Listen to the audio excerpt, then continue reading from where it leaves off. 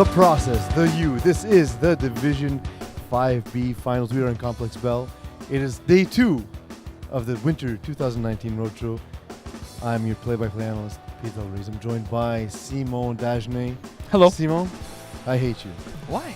Thank you for joining me today. What did you hate me for?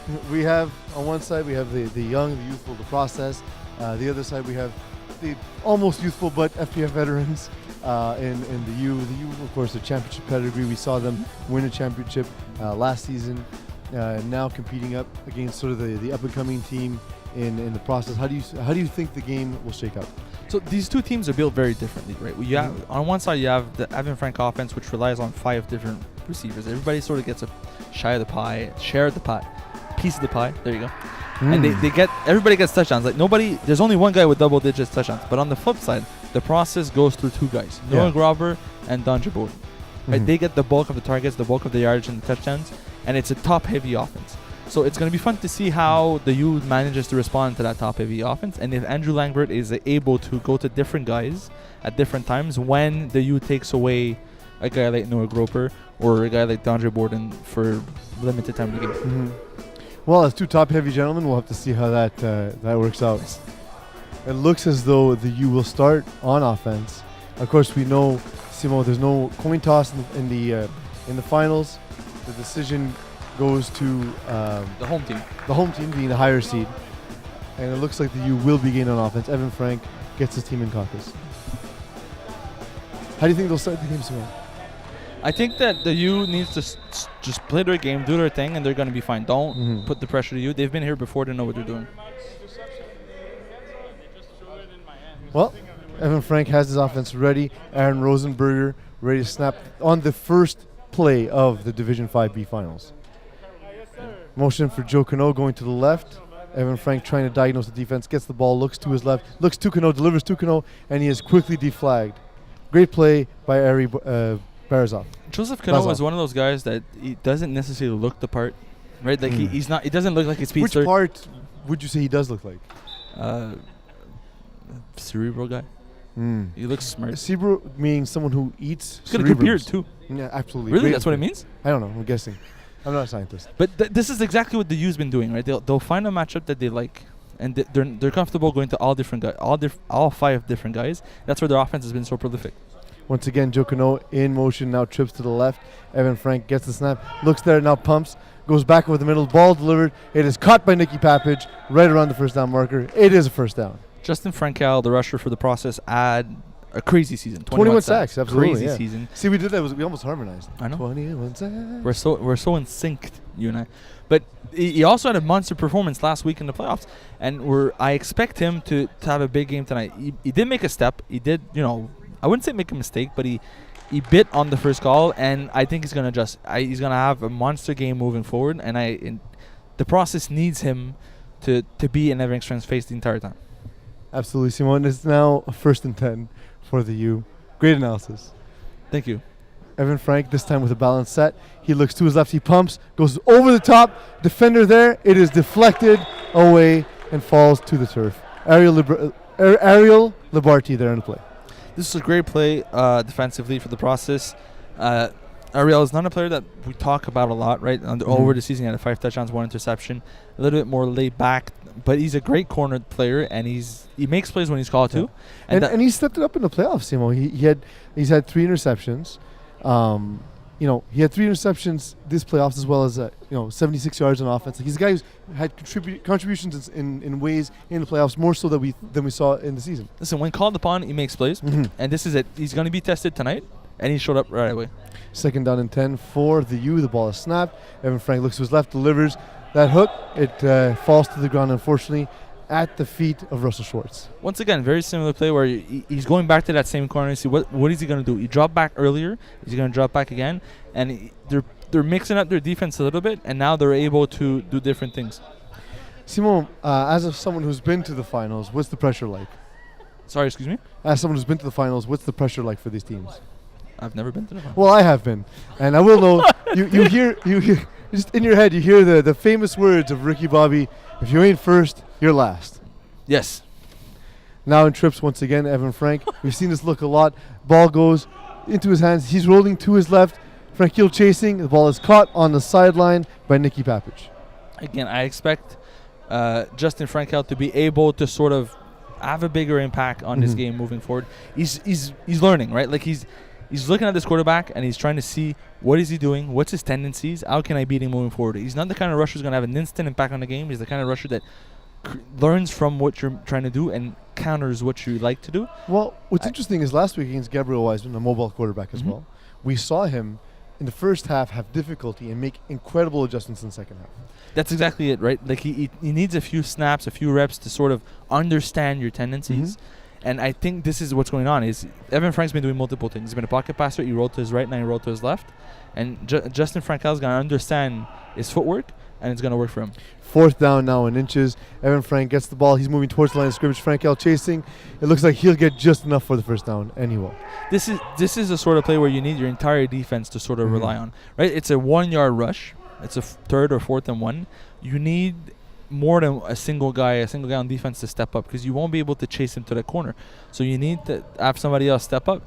The defense was playing the coverage instead of playing the run, which is fair. It's one of those. It's the first drive of the game. You don't know what they like to do. It's also his first run in the night, so you're not too sure what he wants to do. And the process has been known to adjust really well. Evan Frank, known as a mobile quarterback, not a guy who runs a lot, but he definitely will run in the pocket. And we've seen in the playoffs he's actually taken off a little more often than he does during the regular season. Balance set. Evan Frank, we'll see if he's able to make a play from the pocket as he cannot run on this play, on this first down. Ball snapped, delivers to the back of the end zone. It is thrown to the doors. A bit off target. The pattern was there. It was the right read. I think it was just the ball placement wasn't flawless. But again, it's the first down. It doesn't really matter. Yeah. It's a safe throw to make. It's a smart decision to make. As long as you're not throwing it into the DB's hands, you should be all right. The diagnosis of what we can expect from the process defense, sort of a lanes 4-1 kind of look, or do you think they'll change it up on different downs? I think so far they're going with something very basic to sort of understand where Evan Frank likes to go with the ball.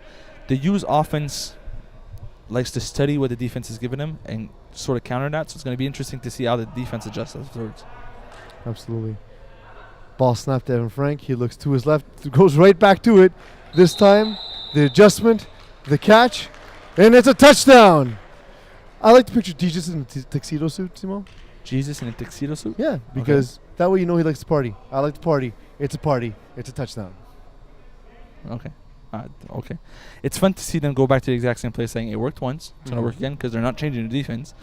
Well, so that answers our question from the But for now, right? But for now, it's only been 2 plays in the red zone. They like to see what they're going. By giving them the exact same look, the offense decided to go to the exact same thing. But it's still just the first drive of this game. Evan Frank on the convert now, ready to receive the snap. He gets it. Perfect snap. Ball thrown to the middle, and it falls incomplete. The middle back of the end zone seems to be completely open against the process. It seems that they're going with this very basic defense. They're running lanes, and the U runs. But lanes, but the middle is clearing as well. Yeah, they're running an efficient offense where the guys are running front at the end zone patterns, which forces DBs to move. And as soon as they move, it could create a huge open wide space in the middle because there's 2 guys going, one guy going right, one guy going left, and there's 2 complete lanes open. Andrew Lambert with 45 touchdowns regular season, only 9 interceptions, 105.3 quarterback rating, Simon. This is his first drive, his first intent for the process. They go in motion 2, set up their balance set. Ball snap, it's a little high. Lambert delivers over the middle, looking for Jacob Boydman, and the ball is knocked down at the line of scrimmage. Andrew Lambert had a crazy season, offensively and defensively. The process had a great season. Like, they've been the most dominant team in 5 this season, and it shows. It's going to show today. But they're also one of those teams that they have those high-flying plays. They have the explosiveness, but he needs a snapper to have a big game. Like we talked about on the podcast last week, where Jacob Boydman needs to be on the same page as Andrew Lambert for this offense to be prolific. Well, and he's become a bigger and bigger part of the offense in the postseason. That ball, however, knocked down by Aaron Rosenberger, who took away the window beautifully. That's something you want from a good rusher. Ball snap, once again a little bit high. Moving to his right is Andrew Lambert. He delivers a perfect ball. Well, sorry, a little bit of a high pass to Dondre Borden. Makes catch on the sideline. Great catch by Dondre Borden. This is exactly what we expect out of Dondre Borden. He's a very, very talented receiver. Underrated by most. By the rating system especially. Also by the rating system. By most.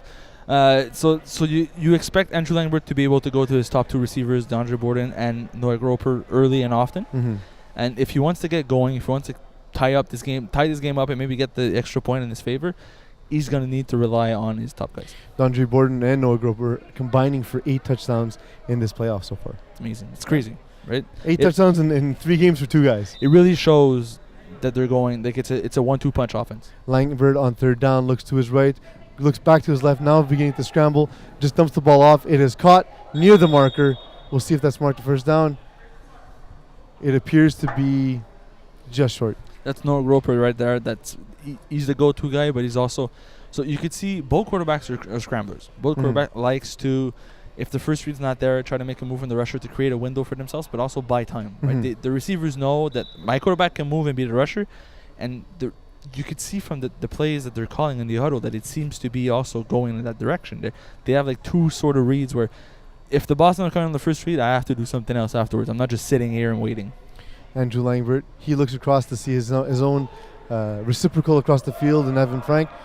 This time he takes off, and on fourth down, he gets the first down. We see in the middle of the field, just like Andrew Langbert likes to play in the middle for the process, Evan Frank, his opposite number, playing the 3 position for the U. Interesting for quarterbacks who like to sort of be able to make reads like the quarterback would and make adjustment on the defensive side. It's fun to see the sort of matchup. It's crazy to think that they have very, very similar type of offense and teams. Mm-hmm. We saw the same thing from Evan Frank. He decided to run on their fourth down. Andrew Langbert did the exact same thing. 1st and 10 now. This time Langbert looks to deliver. He delivers quickly. Unfortunately, out of the outstretched arm of DeAndre Borden. Just a little quick correction to what you said earlier. The guy playing the middle is not Evan Frank. It's Tim Horner. My mistake. They're wearing the same number. Yeah, it's supposed to be a 12, but the 1 seems to be washed. It's funny because just before you said that, I look over, I see Evan Frank on the bench, look down at my sheet, I'm like, I don't understand. Brain broken. I don't understand. What do you mean? This doesn't make any sense. Thanks to you, bunch of jerks. It's now 2nd and 10 for the process. What do you think their go-to is here? I think we're gonna see Andrew Langbert trying to buy time. Instead, he just sort of rolls, controlled rollout. Now he's buying time. He throws the ball deep. A little bit of miscommunication, but he threw it well beyond the back line. Well, right. Considering what he read and how the DB was placed, it's a safe throw. Just throw it out of the end zone. Nikola Papic is a fantastic DB. He's got amazing reach, and if Noah Groper is a great receiver, but he's not the tallest guy in the room. Right next to Nikola Papic on a jump ball that shouldn't go his way. But so what's interesting is you see on that side of the field, we already discussed. We see Tim Horner in the middle. We see Nikola Papic. So you know Joe Cano is often going to be alone in the flat. And at that point, shouldn't you try and maybe create a 2-on-1? We'll see if Andrew Langbert adjusts. He goes to his opposite side instead. This time stops his rollout. He continues to move. There's a spy in Joe Cano, but instead it's a sack.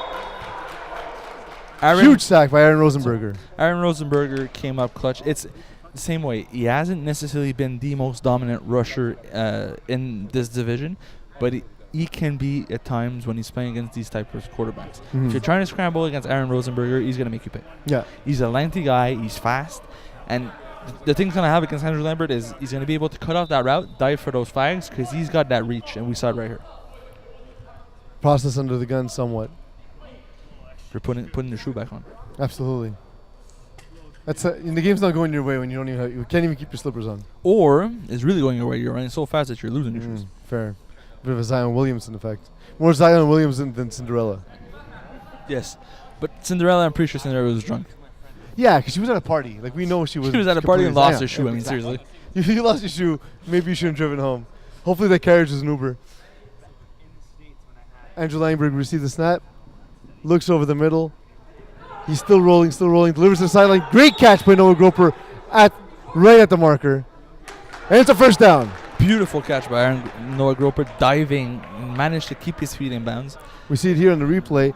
Langbert really extended his play. Finally just puts it on the sideline. Both feet are in, Simo, as far as I can see. Noah Groper making a great catch. It's a dirty play by Noah Groper. And it's exactly what the process offense has been revolving around, right? And now they're quickly back on the line. Andrew Langbert waiting for the first down snap. Just outside the red zone. Andrew Langbert moving, looking, delivering a strike over the middle, and it's dropped. A tough drop there in the middle of the field. John Perez, who doesn't necessarily have the biggest impact offensively, but like you said, if they're taking away the top 2 players for the process, Andrew Lambert needs to go to someone else. He needs somebody else to step up that's not Dondre Borden or Noah Groper, and this could be John Perez's time to shine. And Jonathan Perez is sort of like the Swiss Army knife for the team. He does a whole bunch of different things. Very good in coverage. It doesn't put up a ton of stats because his coverage is usually very good. Good receiver, fits into a multitude of different roles. Quick guy. Tough to see him make that kind of job. But again, it's only second down. So It was first down. It doesn't really matter at the end of the day. Just play for the next play. Absolutely. Again, now in the base set. Flags being readjusted on Jacob Boydman. He's a tall dude. Sometimes flags get sort of just out of sorts. On second down, delivers the snap to Andrew Langbert. He looks immediately to his left, now begins to roll, delivers a strike, and a second drop in a roll. This time it's Ariel Labarty. Ariel Labarty, we said he's been great all playoffs long, drops the ball on the biggest stage. Listen, it's Not dropping it physically on the stage, however, just metaphorically. Yeah, he wasn't here. But this is tough for a quarterback where you're scrambling, you're buying time, you're trying to make a play. You hit the short yard hook earlier on the first window, like the typical pocket passer, dropped. You're scrambling, trying to make a play. Somebody comes across. You're thinking, okay, we got this. Dropped. Mm-hmm. Now you're in a tough third down position because you don't have a first down to go to. Yeah, well, maybe try to get slightly closer to the end zone. Instead, Langbert keeps making moves, keeps going. He's going to make a move to the cone. His flags are still on. It's a touchdown. Shake and bake, baby. When push comes to shove and the receivers are dropping balls, Andrew Langbert has the ability to run, has the quickness to run. And you saw it right here. He was able to beat the rusher. Yes, he's on it. He can't hear me. Yeah. It's being reviewed. I don't know why I said that into the microphone. What's the review? The flag was still on the guy. He never stepped out of bounds. I'm not sure what to review here. He ran to I believe the question was whether or not his feet were in. Whether or not he stepped out of bounds. Maybe they were questioning whether there was flag guard or not. Right? Or whether or not he stepped out of bounds. When he spun, was his hands. Or whether or not he stepped on the line that indicates that he would have been out of bounds. Now a 2-point convert attempt by Andrew Langbert. Ball thrown back to Dondre Borden. Borden buying time. Back to Andrew Langbert. Only one rusher on the play. Langbert's making this time he runs again. The play is it's a convert. The U are not happy about that, but I do believe he was in. I do believe he was in. You could see the referee is on the line, right? Mm-hmm. He's got the perfect vantage point to see this, and there was nobody blocking his view. So Andrew Langbert squeezed himself in between 2 defenders, and by the time they got the flag, the defenders seemed to be in bounds. The defenders seemed to be in the end zone making that tackle. The thing is, I don't think we have a camera angle that can possibly dispute that. And again, we see it's in fact a 2-point convert. The thing is, players need to remember that we don't have infinite camera angles. So there might have been. Look, we can't confirm or deny whether or not he was in. We can say that there wasn't enough disputable evidence to overturn the call on the field. Also, close calls don't always go your way. Correct. It doesn't. That's a fact. It's not because it's close that you're never going to get it reversed. Yes. Often, if you complain for a call that you every single play, I complain every single play. It's it's my specialty. Trips to the left of Evan Frank. Joe Canone lining up on the inside. 1st and 10, the U down 8-6, 5 minutes 20 seconds left in the first half. Evan Frank looks to his left. Lefty delivers the ball into the hole.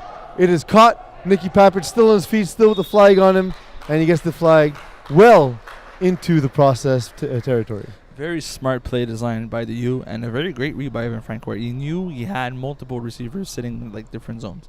And Joe Cano did the most Joseph Cano thing, where he's gonna trash talk, but he's always open. Yeah. So every time he makes a step, he's gonna scream his name, he's gonna scream something, he's gonna lift his hand, and the defense seems to rally